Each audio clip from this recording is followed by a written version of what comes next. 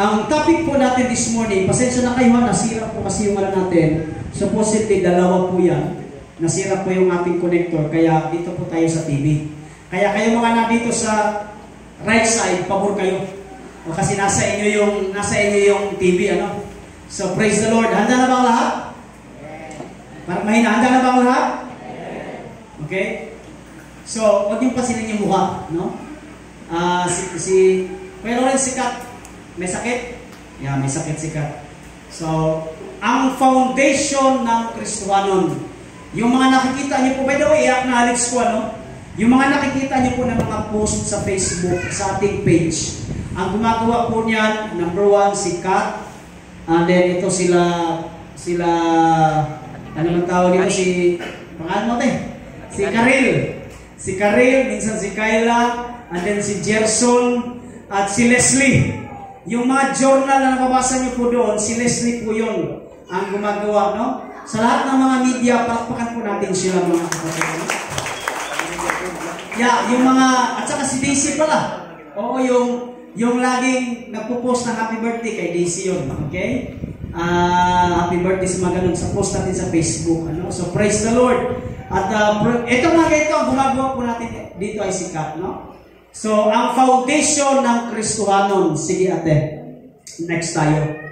So, in English, of course, Christian foundation. Pastor, ano po ang iyong konteksto? Bakit ka nakagawa ng ganyang mensahe? I know, okay, walang nag-live, sige, sasabihin ko na sa inyo. Meron pong isang sikat po na, but before ako pumalaot, may ganito yan.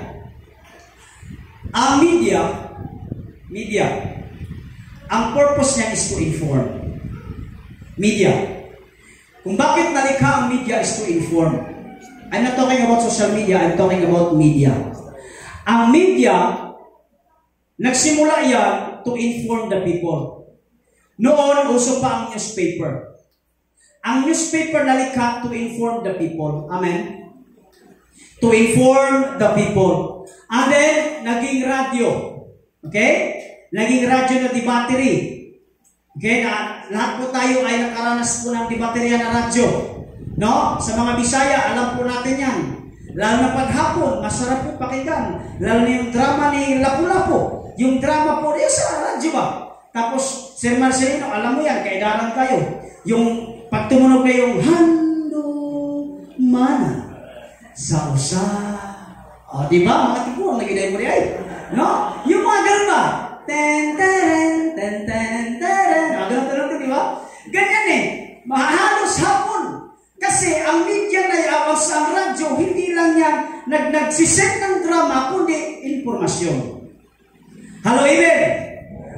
Uluhan sa itong mga balita, nag-aulat. Mga diba? Ganun yung mga sa balita, diba? Basta radyo! Mga Bisaya yun, no? Mga Bisaya yun! No, basta radyo! Bumbo! O, diba? Alam niyo dati, before na uso ang tulfo, bumbo, number 1. Oh, masasabi, sige, siraan mo ako, ipabumbo tayo ka. Ngayon, sige, siraan mo ako, ipatulpo tayo kita. No, iba na ngayon, no?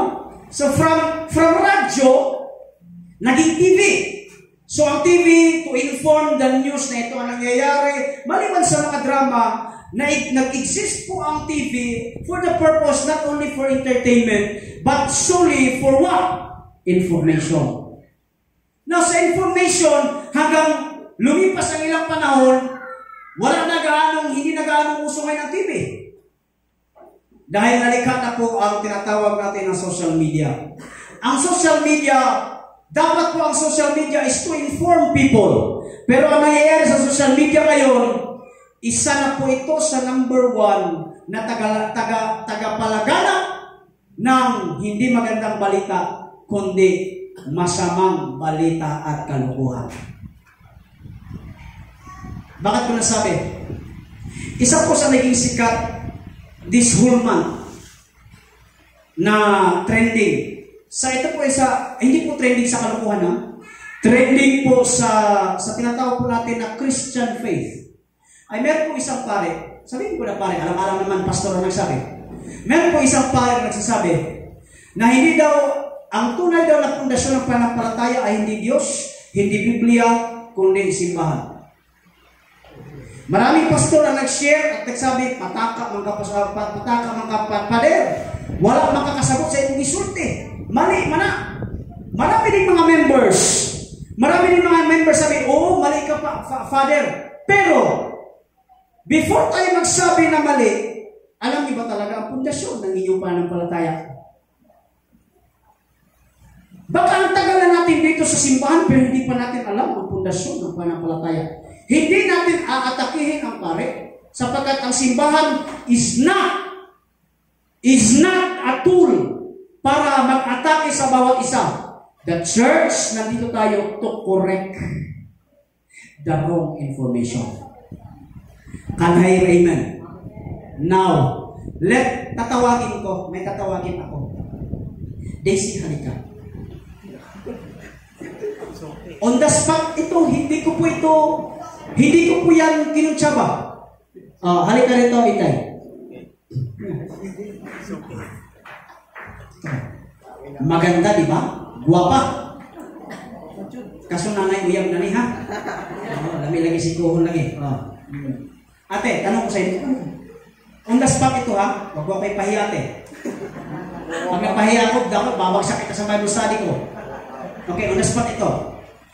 Para sa iyong naintindihan sa ating Bible study, ano ang church?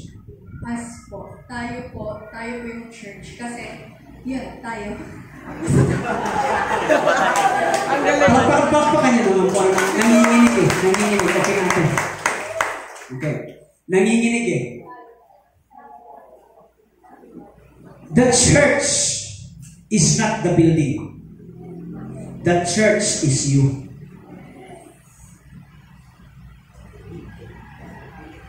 Kaya mali na sabihin ang pundasyon ng ating pananampalataya ay simbahan. Because biblically speaking, ang church is not the building. The church is you. Before ako magsimula, before tayo pumalao, history tayo. Nabuo ang church na meron tayong church. Kahit anong simbahan, Protestante ka man, Evangelical ka man, Baptist, Anabaptist, Methodist, UCCP, ano ka bang klaseng simbahan? Lahat may simbahan, may building. Kahit ang Catholic, Iglesia ni Cristo, lahat po may building. Amen. Pero alam niyo ba kung saan nagmula ang simbahan? Makinig kayo sa akin. 500 years pagkatapos mamatay ni Jesus Christ at pagkatapos po niyang muling mabuhay at umakyat sa langit. 500 years by the name of Constantine the Great. Please. Si Constantine the Great, nung siya ay na-born again, dineclare niya na ang relihiyon ng Roma simula noon ay isa ng Kristiyano. Amen. Napansin niya ang mga Kristiyano, for 500 years walang simbahan. Napansin niya, bakit kayo mga Kristuhanon wala kayong building? Bakit wala kayong building? Dati yung aming relihiyon dati may building. Ano ang kanilang relihiyon? Mga Greece. Sapagkat although sinakop nila ang Greece, sinakop naman sila ng Greece, hindi po sa bayan, kundi nasakop ang Roma ng Greece sa kanilang pananampalataya. Kaya ang mga Romano na tayo naniniwala sa gods and goddesses. Sino po ang mga gods and goddesses sa panahon po ng Roma? Number 1, si Zeus, Apollo, Artemis, Venus, sino pa ba? Poseidon. Come on, yung mga Greek mythology. Those were the gods and goddesses. Sabi nila, bakit itong mga Diyos-Diyosan na dati kong mga Diyos-Diyosan ay may mga simbahan, may mga bahay, may mga templo? Bakit kayo mga Kristuhanon walang templo? Why? Because for 500 years, Sir Marcelino, for 500 years, the born-again Christian understand na hindi nila kailangan ng simbahan because para sa kanila, ang simbahan ay kayo. Parang mahinang amen. Because for 500 years, they understand, the early believers, they understand na mas mahalaga ang tao kaysa sa building. Parang walang gusto mag-amen. You know, ang sa Europa ngayon, maraming building, walang tao. Salamat na lang tayo dito sa Barangay Luciano. Ang pangalan ay Zion of Praise. May building at may tao. Amen. Palapakan niyo ang Diyos. Ito, this is only a place of worship. Pero ang tunay na iglesia, in Greek word, ecclesia, ay ikaw. Ikaw ang tahanan ng Diyos. Sabihin mo nga sa iyong katabi, ikaw ang tahanan ng Diyos. Sa likod, tapikin mo, sabihin mo, ikaw ang tahanan ng Diyos. Di ba may kanta tayo? Di ba may kanta tayo? Alam niyo yan. Loobin mo ang buhay ko'y maging, ano? Luklo ka ng iyong wagas na pagsin. So, ibig sabihin, on the first century Christian, ang simbahan ay hindi building, ang simbahan ay ikaw. So, doon pa lang may mali na yung paliwanag na ang pundasyon ng ating pananampalataya ay simbahan. Hindi po. Sapagkat ang simbahan, ang building, nagigibayan. Amen. Nagigibayan, mga kapatid. Hallelujah. Pastor, so ano? Or sino ang ating pundasyon? Sige ate, makisuyo ako. Number 1, at wala na po dapat number 2. Number 1, na pundasyon ng ating pananampalataya ay hindi po ano, Jude. Ang pundasyon ng ating pananampalataya ay sino? Ang pundasyon ng pananampalataya, bakit kayo nakaupo dyan? Bakit kayo nakaupo? Bakit kayo nakatayo dito? Bakit kayo pumupunta dito? Not because of people. Not because of situation. Not because of anything else, but because of Jesus Christ. Dili ka musimba kailangan kay bagong masinina. Dili ka musimba kailangan kay bagong masakyanan. Dili ka musimba kailangan kay problema. Dili ka musimba kay ikaw malipayo. Hindi ganoon. Nagsisimba ka dahil sa isang persona. Ang pangalan ay Jesucristo. Pagpapiksura. At alam nyo, mainit ang panahon. Sana po may hipuin ng Panginoon na may manlibre po sa amin sa halo-halo ng Chowking. Hallelujah. Oo, yung halo-halo. Pero alam niyo na pagtanto ko, mas masarap ang halo-halo sa kanto kaysa sa Chowking. Kasi nakita ko kung paano hinanda sa Chowking, puro yelo ang sahog. Isang ganun lang. Sabi ko, dapat pala yelo na lang. Nilagay natin at nilagay na pastila ng okay. Kumili sa Chowking, lugi. Ha? Sa bench. Sir G, kung nagsabi salamat at hindi po ka ng Panginoon. Hallelujah. Oh, praise the Lord.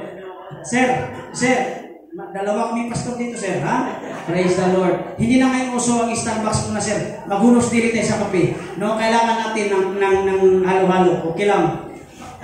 Okay lang Kuya Jim, laktawan sa nato itong low carb. Murag yapon na, langit yapon tapayin mo. No, kain muna tayo ng may sugar. Oh. So, Jesus Christ, kapatid, tuturuan ko kayo. Bakit ang pundasyon? Kailangan po mag-ingat. Kasi meron po tayong architect dito. At maliban sa architect, meron tayong engineer. Oh, merong license, merong hindi. Papunta na sa license, mga engineer natin. Kaya kailangan ko mag-ingat. Remember, before ako magsimula, Burj Khalifa, nandun ako kahapon. Sa Dubai, Burj Khalifa, the tallest building na natayo. Ang sinasabi nila is, grabe daw kahusay ang mga inhinyero na gumawa at nagplano. Hallelujah! Ng Burj Khalifa. Alam niyo ba mga kapatid? Matagal natapos ang Burj Khalifa. Saan sila natagalan? Sa pundasyon. Sinasabi nila na kung gaano mas mahal pa daw ang pundasyon. Mas mahal pa daw ang budget sa pundasyon kaysa sa yung nakikita ninyo. Kasi sa sobrang taas ng Burj Khalifa, kailangan ang pundasyon ay matibay. Amen. Woo! Amen ba mga kapatid? That's why Jesus Christ is the foundation. Bakit importante? Bakit importante? Kay bahalang mauyog ka, magsayaw-sayaw ka sa taas, basta ang pundasyon mo solido, hindi ka bibigay. Ay, pastilan pa. Ay, naku, Ginoo. Magsayaw-sayaw ka man dyan, kahit gaano ka man kataas, basta matibay ang iyong pundasyon. Hallelujah, kahit anong mangyari, mananatili ka kasi ikaw ay nakaapak, nakasemento, hallelujah, at nakatanim sa isang matibay na pundasyon. Pundasyon na kailangan hindi magigiba. Meron tayong kanta noon sa Mindanao, ang Diyos ay sandigan, hindi magigiba. Ang Diyos, hindi ko alam yan. Praise the Lord. Kanta ng mga pambata yan. Di ba? Hindi magigiba. Kasi hindi talaga magigiba.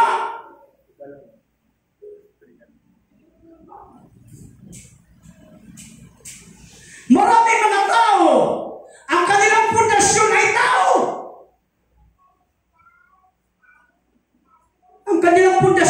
Ang pundasyon ay hindi simbahan. Ang pundasyon ay hindi pastor. Kasi kami pastor, nagkakasala din kami. Ang pundasyon ay hindi asawa ng pastor. Sapagkat lahat tayo ay nagkakasala. E paano kung nakita mo?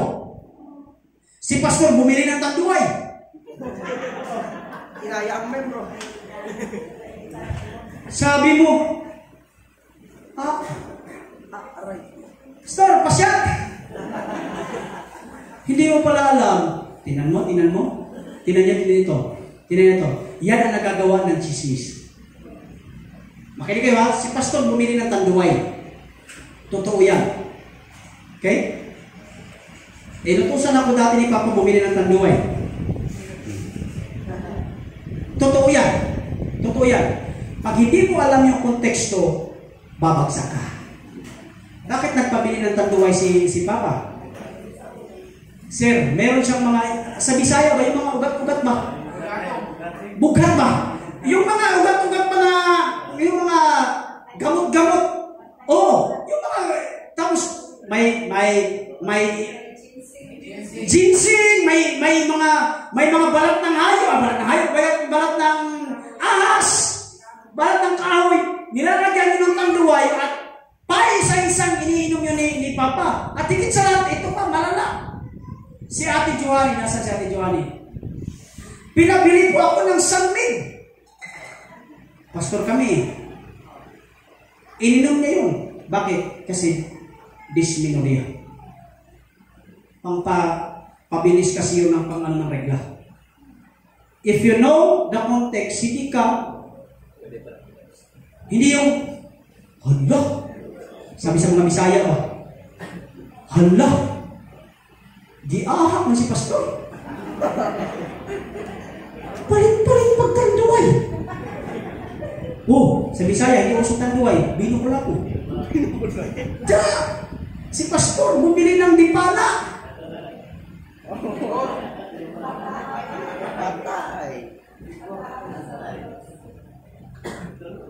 If you know, kung hindi mo alam ang konteksto, babagsak ka. Kung nakatingin ka sa tao, babagsak ka. Amen. Kaya tingnan mo ang katabi mo, sabihin mo, tingnan mo ang Diyos. Ay, sa likod, sabihin mo, tingnan mo ang Diyos. Bakit importante? Lawrence, rinig ako dyan? Claro? Leslie? Praise the Lord. Makinig kayo ha? History 101. Hindi lang tayo Bible. Kailangan natin tingnan ang history, pero meron din sa Bible yan. Bakit si Jesus ang matibay na pundasyon? History 101 tayo. Sige ate. In 164 BC, ano yung BC? Bago dumating si Kristo. Bago isinilang si Kristo. 164 BC, Mattathias, nakinig kayo ha, importante ito. Nawa, sundan nyo, sino pong mahilig sa history? Ako, napakahilig ko sa history. Mattathias led the Jews versus the Greek invaders. Bago 100 years, bago isinilang si Jesus, ang mga Grego na nasa Antioch, ang Antioch ay Turkey ngayon. Turkey, dito ako ha. Ang Antioch ay Turkey ngayon. Okay? Si Mattathias, dahil nga po ang mga Griego, sinakop nila ang Israel at pinipilit ng mga Griego. Makinig kayo. Natigilan na nila ang pagsamba sa kanilang Diyos at ang sambahin nila ay ang kanilang Diyos-Diyosan. Sino ang kanilang Diyos-Diyosan? Si Zeus, si Artemis, si Apollo Kibuloy, nakakabit yung pangalan na Apollo sa Kibuloy eh. O, kaya dumidiretso na ako sa pangalan. Sabi ng mga Hudyo, sabi ng mga Grego, huwag na kayong magsimba dyan. Dito na kayong magsimba. Huwag niyo lang simbahin. Huwag niyo lang sambahin. Ang sinasamba ni Abraham ay Isaac at ako. Huwag niyo lang sambahin ang sinasamba ni Moses. Sambahin niyo ng aming Diyos. Sabi ni Mattathias. Si Mattathias ang kauna-unahang rebelde. Sa ito ay NPA. Pero ang problema ng NPA ngayon, totoo naman, na ang NPA before, si Papa, may lihim to na si Papa ay dati pong NPA. Bulgar naman siya. Dati na, nung wala pa siyang Diyos. Dati, NPA. Yung kapusukan ng kabataan ba? Kapusukan ng kabataan na wala silang ibang Diyos. No? Kundi, kailangan nilang patalsikin ang mga namumuno. Pero, ang pagiging rebelyoso nila ay hindi po sa kapwa Hudyo. Ang kanilang rebelyoso, gusto nilang patalsikin ang mga Grego. Katulad pa ni Apollinario Mabini, Andres Bonifacio, na ayaw nila sa pamumuno ng Kastila. Kaya nakikipagbakan sila. Si Mattathias, ganun din. Sabi ni Mattathias, anong simba-simba? Magpatayan tayo. Wala kaming ibang Diyos. Ang Diyos na sinamba ni Abraham, Isaac at ni Jacob, yun ang tunay na Diyos. Yung mga Diyos ninyo ay hindi ang tunay na Diyos. Amen ba mga kapatid? So nagkaroon ng labanan led by Mattathias. Nung namatay si Mattathias, mga kapatid, ay pinagpatuloy ng kanyang pangatlong anak. Ang pangalan po ay si Judas Maccabeus. Judas Maccabeo. Kaya nga po may tinatawag tayong Maccabeo. Ang tawag po dyan sikat, pag ni-research nyo, Maccabean Revolt. Ito si Maccabeo, talagang pinaalis nila ang mga Grego. Naging successful sila mga kapatid. Amen. Napatalsik nila hanggang saan? 64 BC. Hallelujah! Kaya doon na-create ang tinawag natin na Hanukkah Festival, the lighting of 8 candles. Naalala niyo yung sa Israel, yung may ganong kandila? 1. Yeah, thank you, menorah. Lighting of 8 candles. Ito po ay palatandaan na napagtagumpayan nila ang Greek invaders. Buhay pa ba lahat? Bakit importante ito? Makinig kayo. I-connect natin. Next natin. Okay. Now, here we go. 63 BC. Bago pa si Jesus dumating ha? Bago pa isinila. Meron na namang panibagong nanakop. At ang nanakop ay hindi na mga Grego. Ito ay mga Romano. Led by Pompey. General Pompey. Natalo na po ang mga tinatawag natin na sila Maccabee. Natalo na. O natalo na. As in, pildi na. Talo na. Ano nangyari? Eto na ngayon. Ang Caesar that time ay si Julius Caesar. Si General Pompey invaded Jerusalem and took over the city. Talagang tinok over. Hanggang sa pagsilang ni Jesus Christ, sino po ang nakasakop sa Israel? Roma. Amen. Pero hindi po nawala ang pagiging rebelde. Ang mga rebelde ay tinatawag na zealot at saka sikari. That's why Judas, yung nagbetray kay Jesus, is part of a rebelde na grupo. Ang tawag sa kanya, di ba, is Judas Iscariote. Iscariot is coming from Greek word sikari. Ibig sabihin, mga kapatid, si Judas ay isang rebelde na tao. Ayaw niya sa pamumuno ng mga Roma. Gising pa ba lahat? Gising pa ba? Gising pa ba? I-connect natin to. These were the insurgents. Ito yung mga talagang pabagsakin ang Roma. Sabi din ng mga zealots, pabagsakin! Hanggang isinilang si Jesus Christ, gano'n ang nangyayari. Kaya hindi niyo napapansin? Revelation lang ito. Dito kayo tumingin sa akin. One of the disciple of Jesus Christ, his name is Judas. His name is Simon. Si Judas gustong patalsikin ang Roma. Sino pa ang kasama na disciple ni Jesus Christ? Mateo. Si Mateo nagtatrabaho sa gobyerno. Dapat magkaaway sila. Kasi ito, si Judas, gustong patalsikin ang nagtatrabaho sa gobyerno. Si Mateo bilang tax collector, nagtatrabaho sa gobyerno. Pero tingnan mo ang binibigay na kapayapaan ng Diyos. Both side ginawang disipulo ni Kristo. At dahil kay Kristo, anuman ang kanilang prinsipyo, nagkakaisa sa pag-ibig ng Panginoon. Palakpakan niyo, manis. Dito, may Levi, may Duterte, may Marcos, may Isko. Pero praise the Lord, buti naman, pagdating dito sa simbahan, hindi nyo tinataas ang inyong mga kandidato.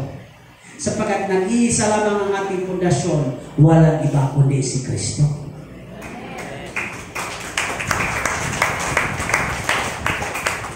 Next tayo, ate. Now, that's why when Jesus came, many followed Him because they thought, eto na. Alam niyo ba kung bakit maraming followers si Jesus Christ? Kasi akala nila na si Jesus ay parang si Macabeo. Napapatalsikin ang mga taga-Roma. Hello, gising pa ba lahat? They thought that Jesus Christ will dethrone. Papatalsikin nila ang Romans occupation. Disciples' first impression to Him is to take over Israel. Sabi nila, samahan natin to si Kristo. Bakit? Ito na yung inaantay natin. Siya na yung uupo doon sa trono ni Poncio Pilato. Siya na! Wala na! Tatanggalin na ang Roma! Pero yan ang akala ng mga disipulo. Kasi si Kristo hindi nandito para i-take over ang trono ng mundo. Nandito si Kristo. Sige ate, next mo. Nandito si Kristo. But Christ's kingdom is not physical, but is spiritual. And freedom is not in physical, but is spiritual. His kingdom lives in our hearts to those who believes in Him. Sapagkat ang paghahari ng Diyos ay hindi po paghahari sa bawat bansa. Ang paghahari ng Diyos ay sa puso ng bawat isa. Palakpakan niyo nga pa. Kaya nga si Poncio Pilato tinanong siya. Oy, di ba nagkaroon ng pag-uusap bago ipapatay si Jesus? Sir Gaspar, ang sabi ni Poncio Pilato, oh, hari ka pala ng mga Hudyo, sabi nila. Sabi ng Panginoon, yes, I am. Sabi ngayon ni Jesus, si Poncio Pilato, saan ang iyong kaharian? Sabi ni Jesus Christ, hindi, wala dito ang aking kaharian. Amen? Mali na mali ang mga tao sa pagsunod dati kay Jesus Christ. You know why? Akala nila, papalabasin ni Jesus Christ ang mga Romano sa pagsasakop. Pero hindi alam ng mga tao na ang itinubos ng Diyos ay hindi po ang freedom sa nasyon. Ang freedom po na natanggap ng bawat followers ni Jesus is the freedom from sin. Freedom from slavery. Dati kang makasalanan, ngayon hindi na. Amen. Sabihin mo sa iyong katabi, pinalaya ka na ng Diyos. Hallelujah! Lahat po ng mga pinalaya, pumalakpak! That's why, alam nyo, after mamatay ni Jesus, after niya muling mabuhay, at umakyat sa langit, ito ang nangyari. Nagkaroon ng matinding pag-share ng gospel. Alam nyo, anong sabi ng mga Hudyo? Pigilan na natin sila. Pigilan natin sila. Anong sabi ni Gamaliel? Gamaliel stood up and give them advice. versikulo tayo, ate. Ito ang sabi. Sabi ni Gamaliel. Si Gamaliel ay isa sa mga pinakamataas na pinuno ng mga Pariseo. Sabi niya, for before these days, Judas rose up. Ito yung mga rebelde. And a number of men, about 400, are claiming to be somebody. And a number of men, about 400, joined him. Ano nangyari? He was killed. He was killed. And all who followed him were dispersed. Meron po isang rebelde ang pangalan ay Judas. Okay? Nag-rebelde siya. Nung namatay siya, ano nangyari sa grupo niya? Nagkawatak-watak. Next verse ate. After him, Judas na Galilean. Makabi ang sinasabi niya, Judas, Gamakabe, rose up in the days of the census and drew away some of the people after him. He too perished. Pati siya naman namatay.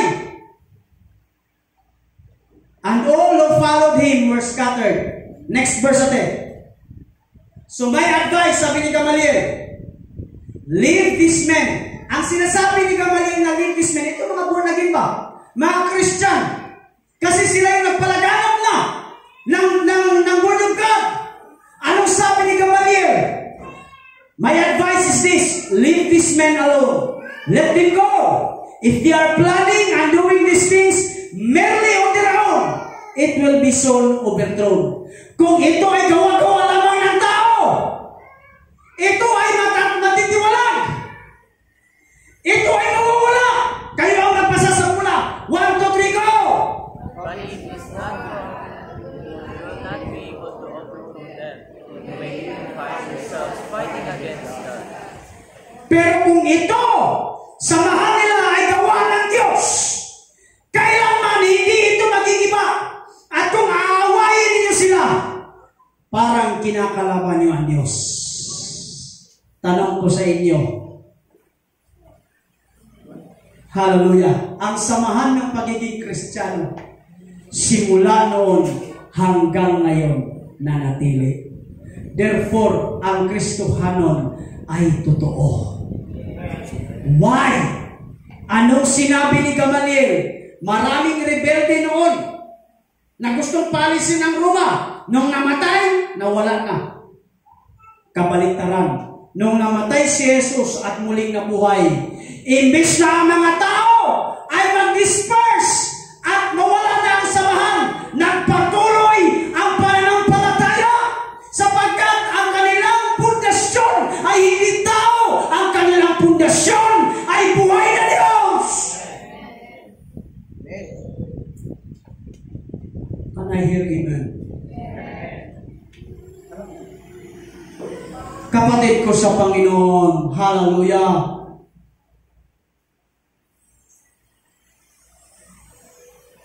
Tingnan mo kung paano dinala ang gospel.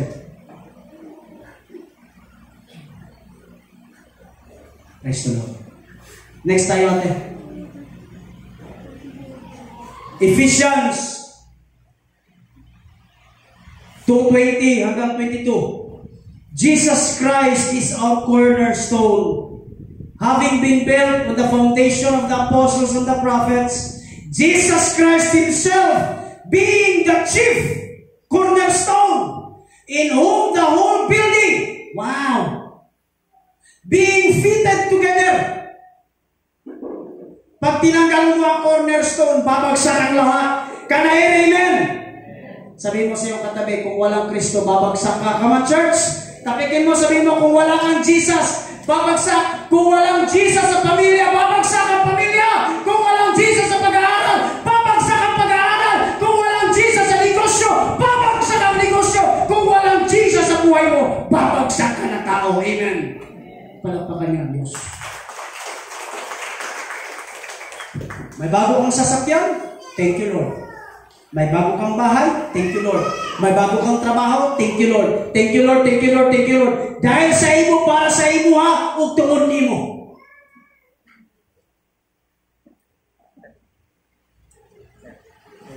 Amen.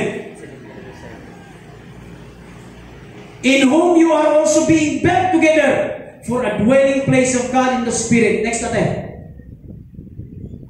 Isaiah 28:16, therefore, thus says the Lord God, behold, I am the one, sabi ng Diyos, who has laid as a foundation in Zion of praise. Kaya ang pundasyon ng Zion ay si Lord. Tested stone, a precious cornerstone of a sure foundation. Kayo ang magbasa. 1, 2, 3. Whoever, 1, 2, 3, go! 1 Corinthians 3:11. Lahat po tayo magbasa. 1, 2, 3, go! No one can lay a foundation other than that, which is Jesus Christ. Wala.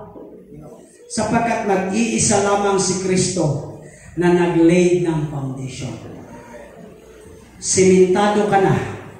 Hallelujah. Secured ka na. Sabihin mo ka sa iyong katabi, secured ka na. Next tayo. Ate. So nakita natin ang history na si Jesus ay totoong pundasyon. Kasi hanggang ngayon, sino pa rin ang ating pundasyon? Si Kristo pa rin.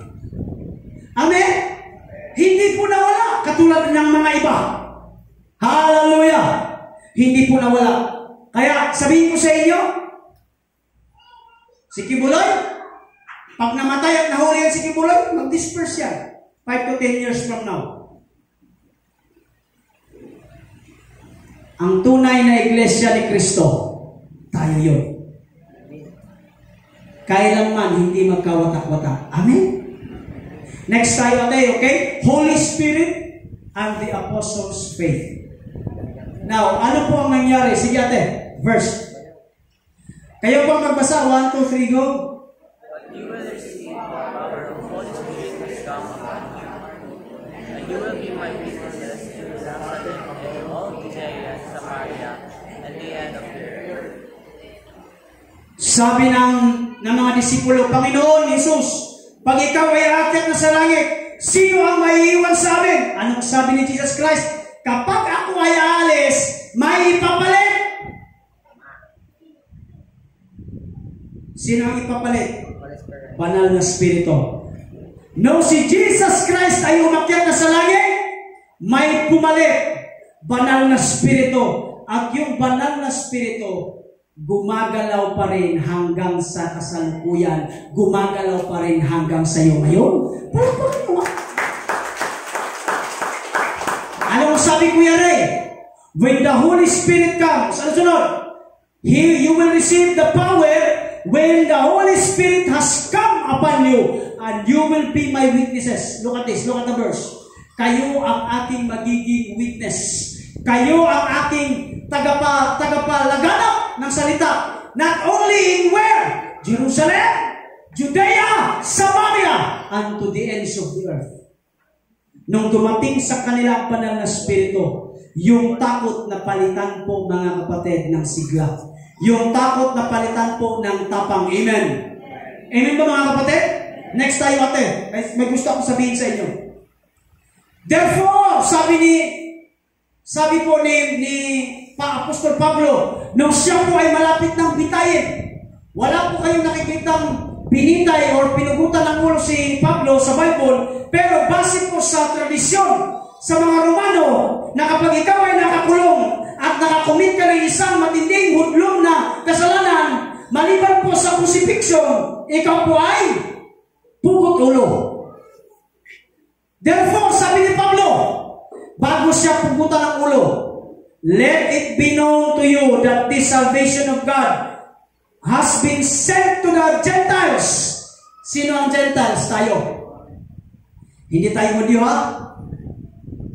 Hindi ka Hudyo. Bisaya, ano ka, sir? Hindi ka Hudyo, sir. Bisag, patak ng dugo ng Hudyo. Wala ka talaga, sir. No? Bulanon ka, sir. Bulanon. O, ako, halo-halo na. 1/4 na Bulanon, 1/4 na Agusanon, 1/4 na Manubo, 1/4 na German Shepherd. Hindi ko na maisip eh. Ay, wala! May 1/8, ay pinagyayabang ko rin. May 1/8 po ako na patak ng Kastila. Ay, sa ilong nakikita. Alam niyo mga minamahal kong kapatid, Gentiles tayo. So si Pablo ginamit ng Diyos sa mga Hintil. Sabi niya, he lived there 2 whole years at his own expense. Si Pablo ito.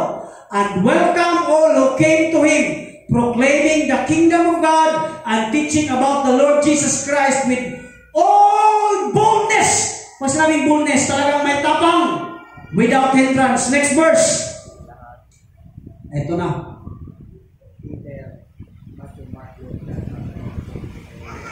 Ito na.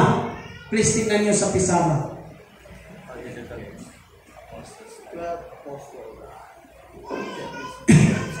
Ang 12 disipulo, yung pinakadulo doon sa right side, si Judas, nagpakamatay.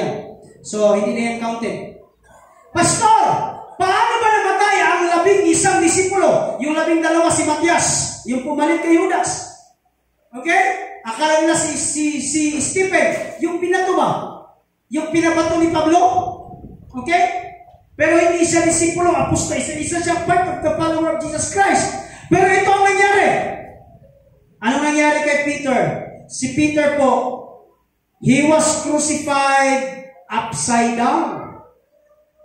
Pero niya, nakita niyo yung cross? Understand? Nakita mo to? Yes. Pag ikaw, kaya ka dito eh. Pag ikaw pa ako dito, ganun pinabaliktad. Biruin mo yun, madali kang mamatay. Bakit? Ang dugo mo lahat ay babagsak sa utak mo. Supukin ka ngayon. Si Andrew, ganun din. Crucified on X-shaped cross. Si James na kapatid ni Jesus sa nanay, pinugutan ng ulo. Amen. Si John, ito si John, siya lang yung nag-iisang disipulo na namatay sa katandaan. 100 years. Inalaw ito ng Panginoon, no, sinicure siya ng Panginoon para masulat pati ang revelation or pahayag na nasa Biblia. Amen. So siya lang yung namatay, sir, sa katandaan, pero nakakulong. Ganon din. Pastilan din. How about Philip? Si Philip, crucified. How about si Bartholomew Kuma? No? Still alive, unbeheaded. Biruin yan. Si Bartholomew, binalatan, inasinan.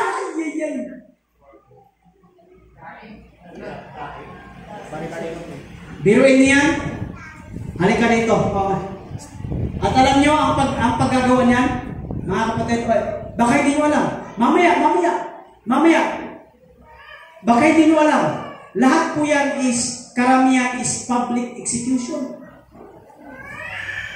Can you imagine, Bartholomew, pinatayo, nakatali, unti-unting nilalaskasan ng blade?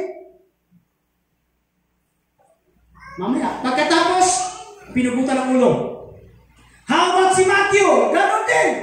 Gidungkap, pugot ulo. How about Thomas?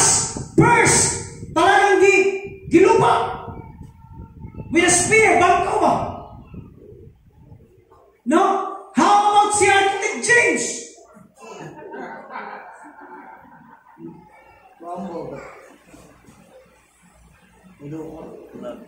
Ganon din, patay din ang itsura. How about Simon? Simon. Hindi po ito, Simon the Zero po ito. Ano ginawa? Hinati. And how about Jude? Jude Glenn. Si Jude Glenn. Ano kalagay? Beheaded or clubbed to death. Pastor, bakit sila namatay? Namatay sila because of faith.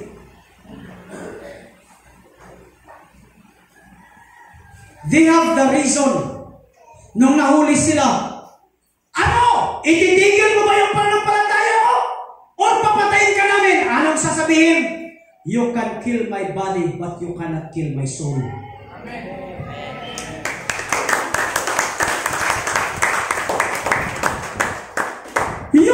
persecution before. Mga kapatid, sila ay nagsakyaw sa pulong sa Ginoo sa iba't ibang mga lugar para makarating ang gospel. Yung kinakain mo ng gospel ngayon, produkto yan ng kanilang pagiging martir sa unang panahon. Amen! Wala sa kanila yung sinasabi nila na, ay hindi, sige, iyan ko na, hindi na ako naniniwala kay Jesus. Hindi, sabi, patayin nyo na ako. Because kung nasaan si Kristo na aking pinaninindigan, doon ako pupunta. Amen! Hallelujah! Palakpakan nyo ang Panginoon! Hallelujah! Hallelujah!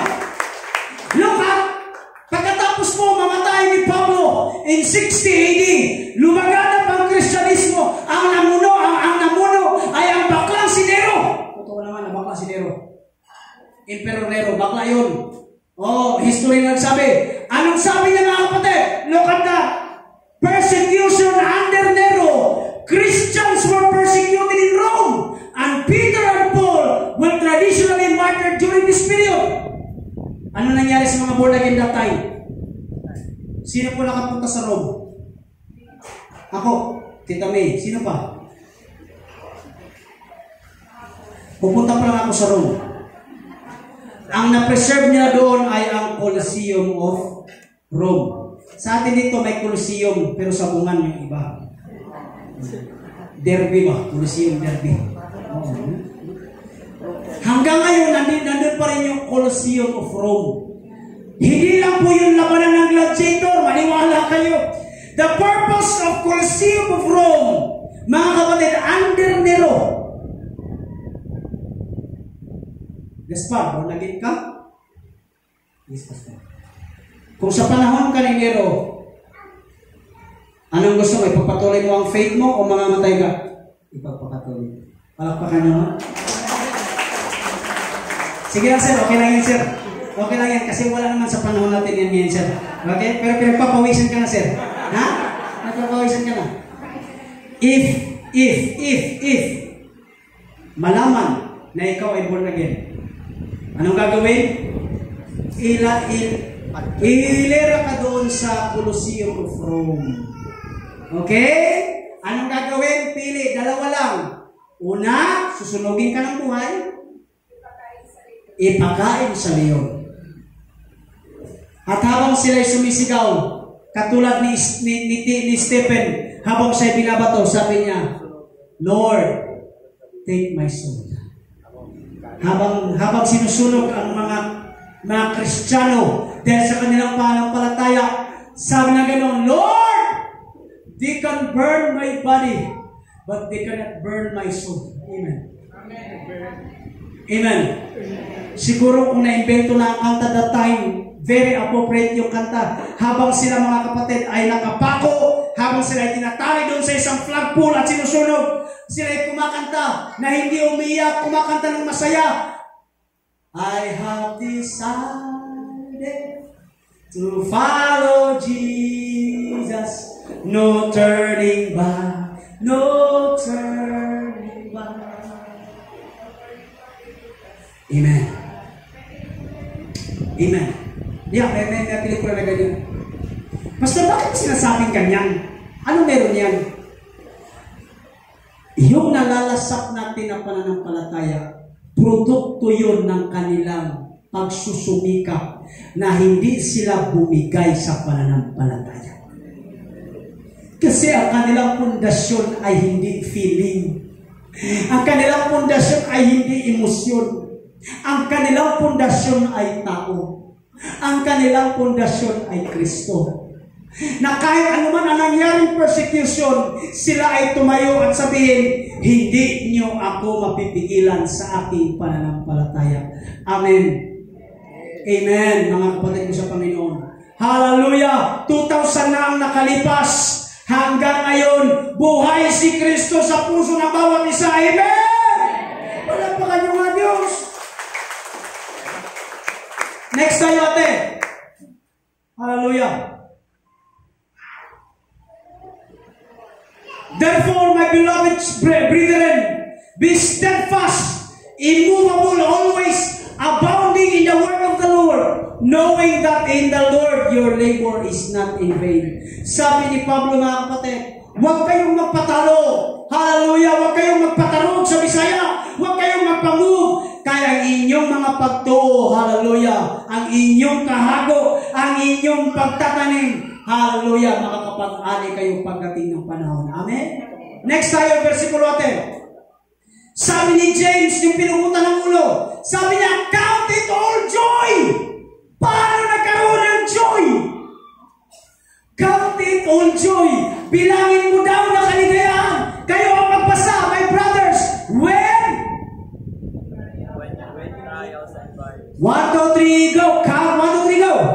Count all joy, brothers, when we trials and trials. For you are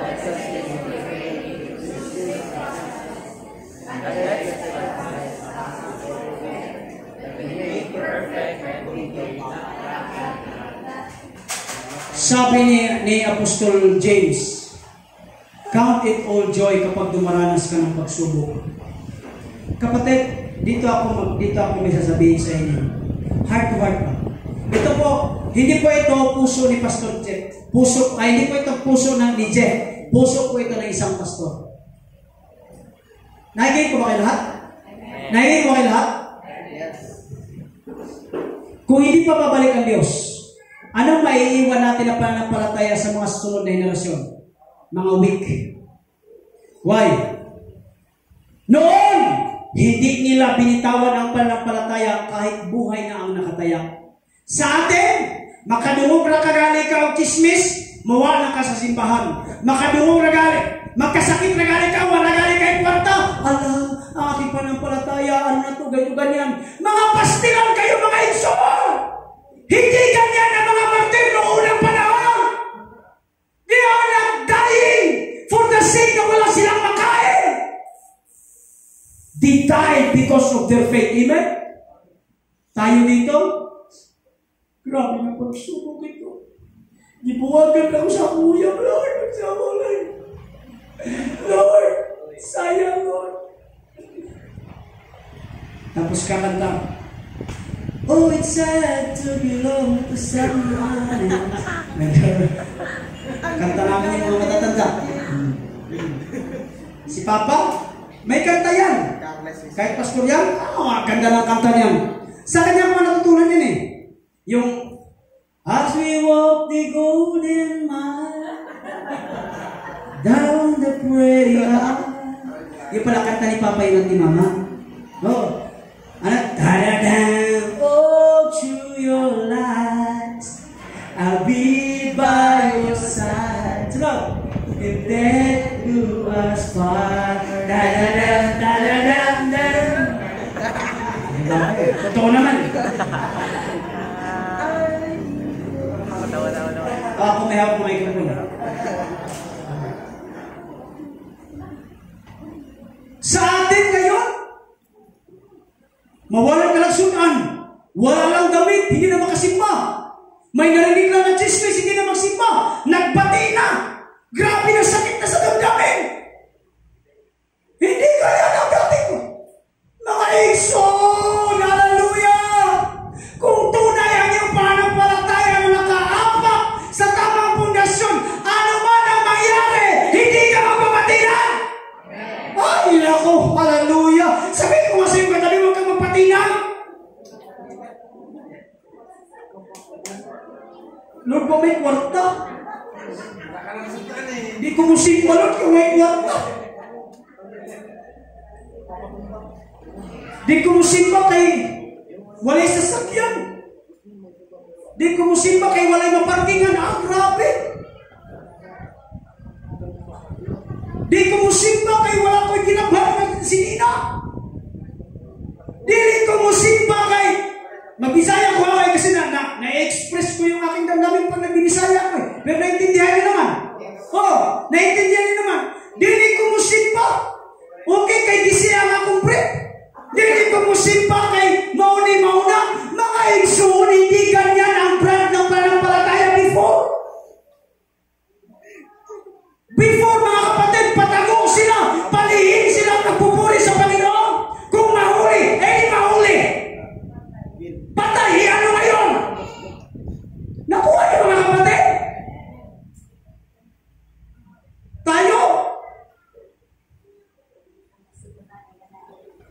Nung panahon na malamig, Tugnaw. Lord, tugnaw man, Lord.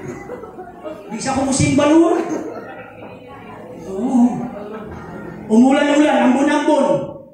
Paglabas mo ng pinto, di ko musimba, Lord, oy. Ulan-ulan, Lord. Mabasa ang akong bagong sapatos. Tag-init. Karon init. Buot man kay simbahan. Walay galit mo ng simbahan. Sinton ta. Salamat gali mo diyan. Kung nag-ikot ako nagtindog. Yung electric fan ko pa dyan, kahit number 5 na yan. Parang piling ko, number 1 pa rin. We are ungrateful by the things. Hindi ganyan yung faith. Ang faith before ay talagang life and death. Amen? Kung may sakit ka, simba. Huwag kay kwarta, simba. Na kay masamang damdamin mo sa kapwa mo, simba.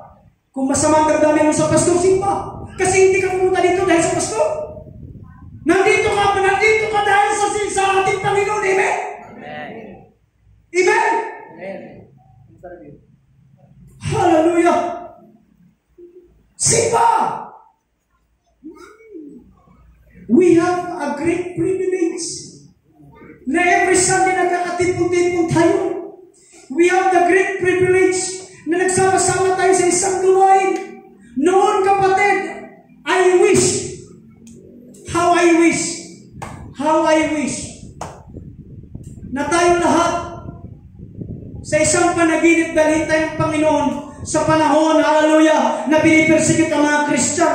How I wish. And then babalik tayo dito ngayon at magmuni-muni. Sasabihin mo, Lord, napakalayo pala ng aking pinagdaraanan kaysa sa pinagdaraanan ng mga tao before. For the sake of faith.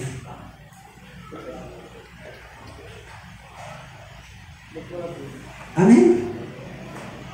Can I hear amen?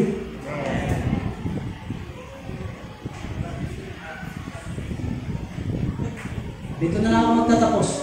Huwag mo na ituloy natin. Dito ako magtatapos.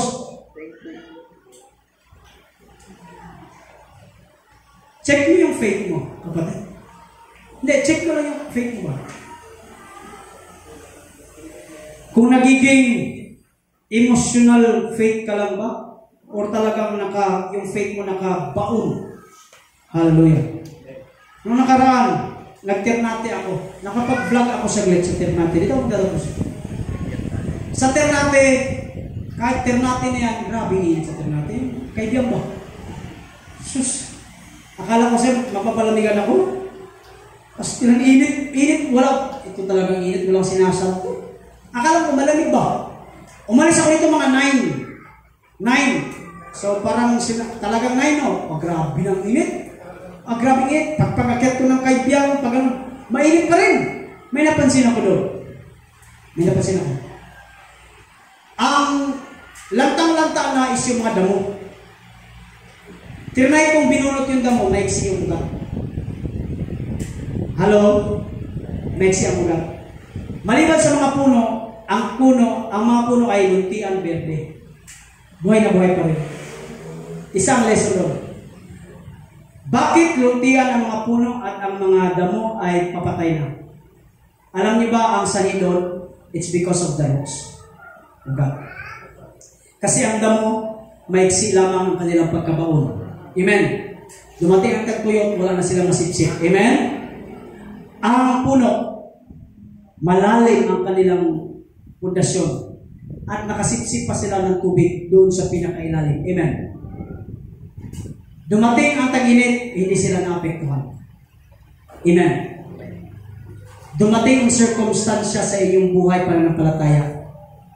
Kung tunay kang nakabaon na malalim sa tamang pundasyon, kahit anong klaseng init at bagyo, hindi ka magigiba.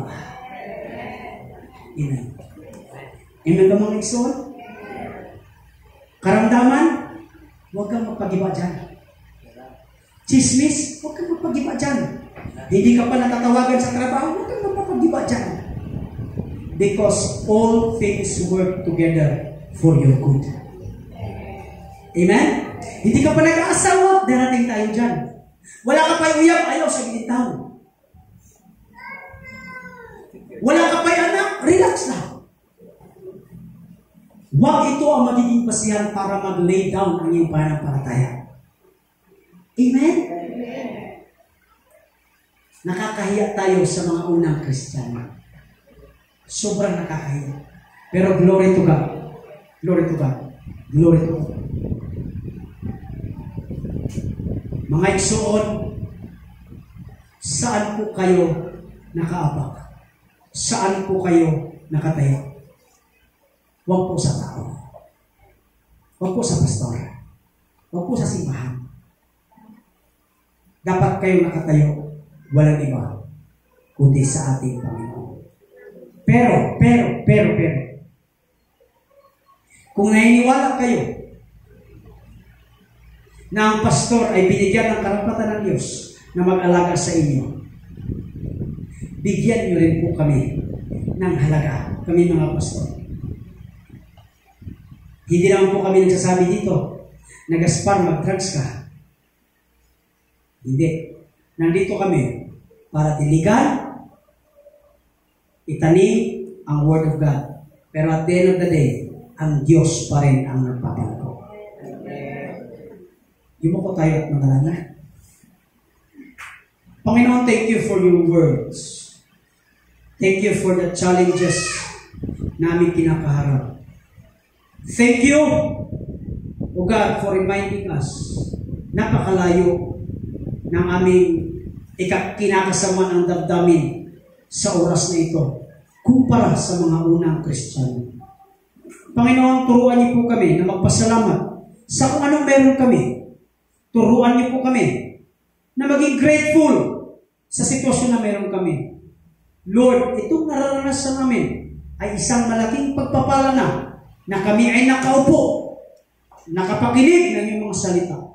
Salamat po Diyos sa biyaya. Salamat po banal na Espiritu sa patuloy o God na pagyakap sa amin. Lord, naintindihan po namin na ang pundasyon, hallelujah, ay ikaw lamang, Panginoon Kristo. Salamat po.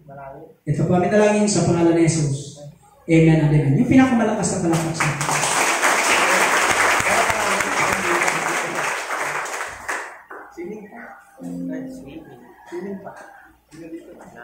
Maraming salamat po sa isang mapagpalang mensahe. Ngayon, tayo po ay dadako sa tithes and offering. Ihanda na po natin ang ating mga handog. At tayo po ay pangunahan ni John Hillier Ubanan. Palakpakan po natin. So, isang mapagpalang tanghali po sa ating lahat.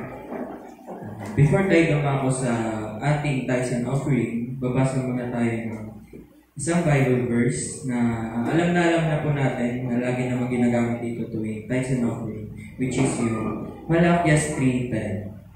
Dalhin ninyo ng buong-buo ang inyong mga ikasampung bahagi sa tahanan ng Diyos upang matugunan ang pangangailangan sa aking tahanan.